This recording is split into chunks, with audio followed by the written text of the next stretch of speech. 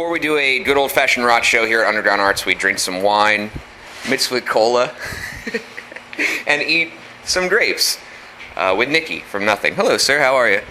Great. How are you? Good. You can enjoy that grape. Oh, you put the grape in the wine. That's super meta if you think about it, actually. No, I'm actually kidding. It's like the whole life cycle of the grape. Yeah. It's happening right there in the cup. This is it, man.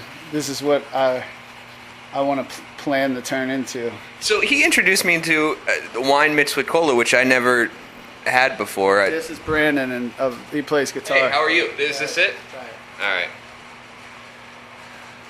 It's called Kensington Sangria. What do you think? That's quite enjoyable. I like that. Yeah, you have to use the most horrible wine you could find now. Okay, cool. Yeah, you're a Philadelphia guy. Nothing is a Philadelphia band. What part of the city did you come up in? Frankfort, Kensington area. Lived in Wissonoming for a little while, and like towards the end of my career, the Northeast, the horrible Northeast. So you got like the whole Philly tour all the way around. Moved from north to northeast. All right, and then when you're back here now, what's like primary stomping grounds for you? Port Richmond. Port Richmond. Port Richmond, yeah. Cool. What's the Port Richmond spot right now? What's the place to go? I don't even know. I don't spend a lot of time out there. I usually drink at home. There's a couple bars around there that are cool. I go to the Green Rock sometimes, but it's usually filled with like people that are probably gonna beat me up the next time I see them. So I'm not gonna say that. When you're out there and you're on the road with everything, what's the general response about Philadelphia? And people know that you're a Philadelphia band. I mean, you've been waving the flag for Philadelphia. I mean, besides the trite sports stuff, which is the stuff that I get when I go around. Yeah. I mean, I think Philadelphia is somewhat misunderstood, but also sometimes pretty accurate. I can only speak for myself, but the city is filled with horrible, horrible people. So, I mean, honestly, it's not much different than anywhere I go, though. So, I think Philly's come up over the years, though, especially with like food and you know, bars and stuff, and for being such a small city with like a chip on its shoulder, it's really turned itself into like a really, really nice place. Musically, it feels like it's having a moment right now, and we just did Made in America last month, and Hop Along and Strand of Oats and all those bands, and you know, Nothing last year blew up, and I mean, it does feel like there's some kind of big, they want to call it like an indie moment, but it just feels like music in general right now, people are starting to sit up and take notice. Yeah, I mean, there's some stuff going on. It took us to really kick in people's doors in Philadelphia. We were having a like good buzz around the whole country before Philadelphia even like accepted us. Which is funny because we happen to be like the only band that's from Philadelphia, and but you know, it took a while for radio and like college stations, local places to really like get behind us at all, till it seemed like they almost had to. Why is that, do you think, that people were slow to the party here in Philadelphia? Because Philadelphia is usually just slow to the party in general, and you know, everyone here would rather, you know, drag each other down rather than like see someone else succeed. It's funny. It's like the only place like that I've ever been that's like that. But I mean, you know. Do you feel like that as the population is like that, or the community, like the music community, is like that, tearing down rather than building up? I think it stretches to a lot of different things. I mean, I'm an avid follower of like the Philadelphia, even like hip hop stuff. Like, you know, you know, Beanie Siegel and all that stuff. Like it was the same thing with them. Like instead of they ever uniting and really like trying to like accomplish something, like they just like shit on each other. And you know, it's the same thing with the indie rock shit, except these guys are just like, it's all like, you know, petty like high school stuff. So do you feel like you have that now? Like now that the album's a success and we're a year removed from everything, does it feel like Philadelphia's more supportive? I just don't care. I never needed anyone's support to do anything in my life. None of us ever did. We never cared about that. We just went out and did what we do, and we still do the same thing, whatever it is. It's there. I don't look for support in situations like that. We started doing this a few years ago, and then we just continue to do it. And we still do it now. And I don't care if somebody wants to write an article about us now. Like, someone wants to write an article about us now. Like, cool, thank you. If not, like, I don't give a shit. A lot of bands won't mention us like when they talk about Philly stuff. And there's only a few people that I could really speak fondly of from Philadelphia, that aren't like directly my friends. So, okay. Yeah. I'm trying to get in the club. I figured once we drank Kensington wine, I feel like I'm kind of working my way in there. You're cool with him now. You're still not cool Good. with me. We're solid? We're good. All right, I'll work on you. Yeah. Help me understand what's going on with this, the new Nothing album, and where it is right now, and what's happening with that label, because the past couple of weeks there's been all kinds of stories about the guy that's associated with the label, and he's a CEO of a drug company that's overcharging for AIDS drugs, and then the situation was no one wanted to be associated with him, and then Jeff Rickley, who from Thursday put out a statement and says that we're not associated with them. What's the current standing on that whole situation? Well, I mean, we signed a release from Collect Records because we just felt like it was like we took a gamble with Jeff and that label, and he put his heart into it, and it just wound up crumbling on top of us and him at the same time. We want to try to help him do whatever he needs to do to get out of that mess, now that he's separated ties with Martin and stuff. But for us, we need to move on. We have a finished record, and we're just talking to different labels now because we missed the deadline already, and we're a working band. Like, we make money off of trying to tour and stuff. That's right. How we live.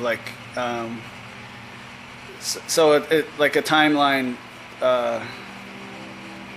mishap like that really screws us up. Brandon's been eating the inside of his couch and stuff in Brooklyn, and I started selling stuff and just trying to keep things together. So it's it really jammed us up. So we're talking to a couple labels that are okay. Trying to sort this stuff out. But as far as the guy Martin goes, I'm not here to point fingers or do any of that shit. I'll save that for the people that want to act like they're intelligent or into politics all of a sudden just because they read something. To me, it's just that I read enough to make my own opinion that I don't want to be associated. Right. I don't want anybody in this band to be associated with what he does, and that's it. Right. So the story goes, for those that don't know, he kind of got blasted in the media for upcharging on these AIDS drugs and, saying that he's passing the benefits along to the people that need them, which is silly. People just need them now and they can't afford it was a $13 drug and he was charging $750 for it. So how did that even get on your radar, and how did you find out that he was involved with the record label that you're on? Well, I mean, I had several friends contact me asking me about it in the early stages, and I just did a little bit of research, kind of try to figure it out, for my own, whether this was the case and whatever. I know how the internet can be cruel to people sometimes, right. And like I said, most people are idiots, so things can be misconstrued. So I read, and the more I read, it was just oh fuck, this is the real deal. So I hit up Jeff, and Jeff was like, dude, I know, I'm working on it, and kind of sat around for a while and just was I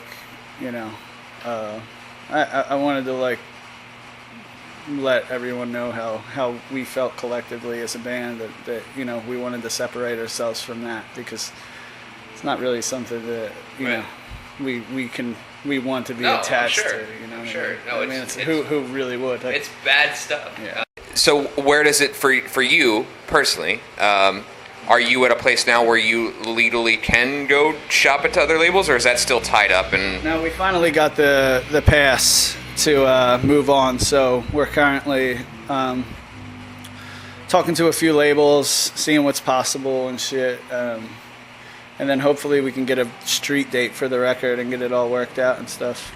So it's done and ready to go. It's just a matter of finished completely. Well, let's talk about that then. What does it sound like? How's it different from Guilty of Everything? It's progressive, and it's the same sound, but progressive, I would say. I mean, everything that me and Brandon have done since the beginning, it's been progressive. You know, we like try to emulate several different influences and try to add our own, our own thing to it. And me and Brandon have our own things too. So it kind of just like, it turns into whatever the fuck it really is. I really don't know what it is. I mean, the record is kind of eclectic, I would say. With the first album, like, you've been through some things, and once you get all that out and you put it on wax, and then it's time to go, okay, let's do it again. Is it tougher that second time around to gin up what this is about? Because I'm sure, like, all that stuff's kind of stored there, and you bleed it. There's always something new that'll knock you out of your chair, so that's never a problem. Problem for inspiration and living in this world is easy. That's the easiest part. Okay. It's dealing with it enough to be able to let it reflect off of yourself to make a piece of art is the hard part, I think. And it eats a lot of people, and people don't get a chance to do that, or they don't want to. So that's easy. There's never a shortage of fucking bullshit to inspire yourself. While you're looking for labels, are you really selling stuff? Is that a real thing that's happening right now? And can I buy any of it? I sold a bunch of records that I had. Yeah, you can buy some. I think I'm good. It's because tonight Red Bull gave us a shit ton of money to do this show, so it'll get us through at least a couple months. Right. Hopefully. As he's praying off camera. I like that.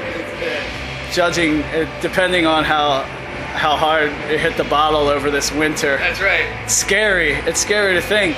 You really have to, like, I mean, the thing is any of us could get a job and do that, but you're just literally gonna have to quit in a couple months, you know, and it's just, it's crazy, kind of. But I mean, you don't believe that. Like, you believe that someone's going to pick this up and it goes to the next level, right? I mean, there's, in your mind, is that a real possibility that, well, if we don't do it, then we're just go? No, I mean, I think we'll be able to sort something out. It's just, it's the get back on track thing that just always is intimidating. If I had a label, I'd sign you. I don't have a label, so sorry. Start one. If I start one, just give us all your money. Yes. Then you could be cool. Is that how I get in your good graces? Yeah, just give me all your money. Oh man, tough criteria, man. Yeah, gotta pay for friends. I know I did, but I just gotta drink Pinot Noir. I know. Pinot Noir and Coca-Cola. I think I have a better chance of being your friend than I do your friends. I don't have any money, so. Yeah, okay. Cool. All right. Well, tonight here at Underground Arts, it's Nothing, a band in search of a label, and I hope you get it, and I hope everything works out, because I love the last record. I hope that there's a lot more records in the future. Awesome. Thank you. Cool. Thanks, man.